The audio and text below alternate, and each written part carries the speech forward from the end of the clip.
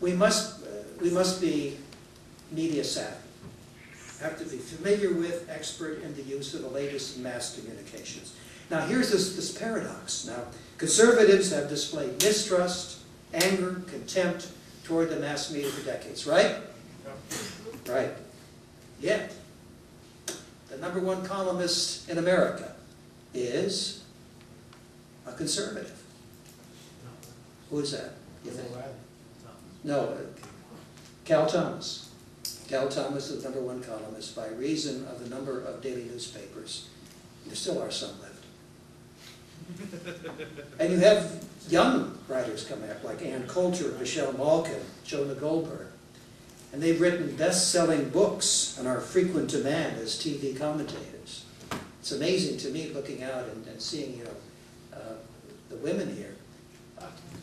The #1 radio talk show host, that's an easy one. It is, of course, a conservative, Rush Limbaugh. Who's #2? Sean Hannity.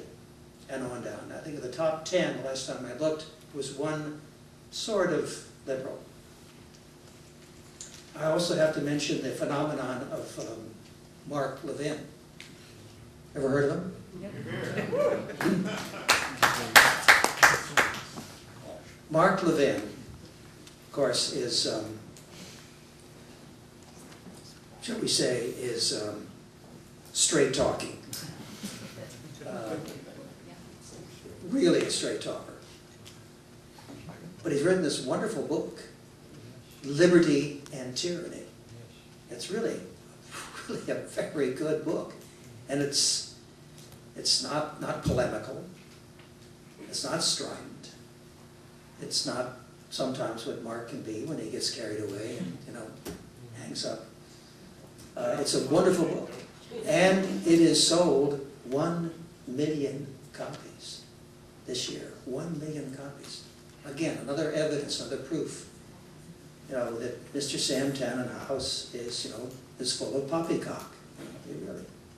By the way, Mr. Tannenhouse in the Times has never reviewed Liberty and Tyranny. Never reviewed it, even though it's sold 1 million copies, and even though in his review every week there is Liberty and Tyranny, #1 on the New York Times bestseller list. They've never reviewed it. So much for the paper. It used to be really a good paper, but it's sadly become just a partisan sheet. Of course, in the cable world, Fox News leads CNN, Bill O'Reilly, Sean Hannity, Glenn Beck. These are all, Glenn Beck. About a year or so ago, my wife said, "You really got to tune in this guy, Glenn." I never heard of Glenn Beck. And Glenn, of course, that much television. 2.2 million listeners. When he started out, there were about 300,000. Wow. 8-to-1 increase in audience with Glenn Beck. Very interesting guy. He's a real comer. The internet, we got to do better. It's been dominated by the liberals. Barack Obama did a brilliant job in 2008 with that. We've got to do a better job. And we're beginning to do that through things like the Facebook. Darren, I know that you're doing very, very active, blogs and all the rest of it. And Heritage is getting into this also as well in a very serious way. So we hope to show some leadership there. Which brings us to the fifth element of a political movement, charismatic principled leadership. And today, let's face it, for the first time in 60 years, no designated, undisputed conservative leader. No Taft, no Goldwater, no Reagan. But there are many rising and already visible stars. And I want to mention, at the risk of leaving some out, I want to mention some, because this question always comes up in the conservative firmament.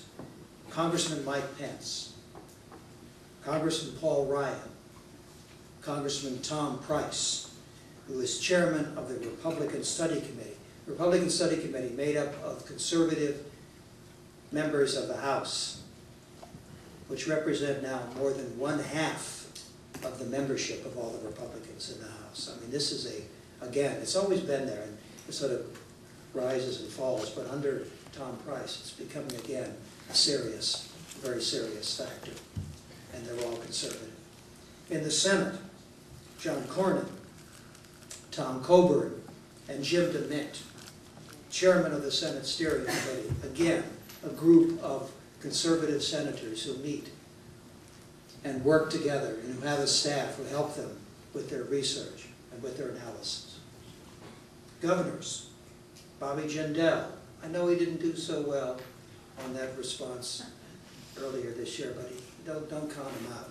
Mitch Daniels of Indiana, I think is a real comer. Of course, there are past and I'm sure there'll be future presidential candidates like Mitt Romney, who is moving around, and Mike Huckabee. And yes, I include in this group the unpredictable but very appealing, you know who I'm going to mention, Sarah Palin. I mean, it's just silly to ignore her and just dismiss her. I mean, she is a significant factor in political calculation.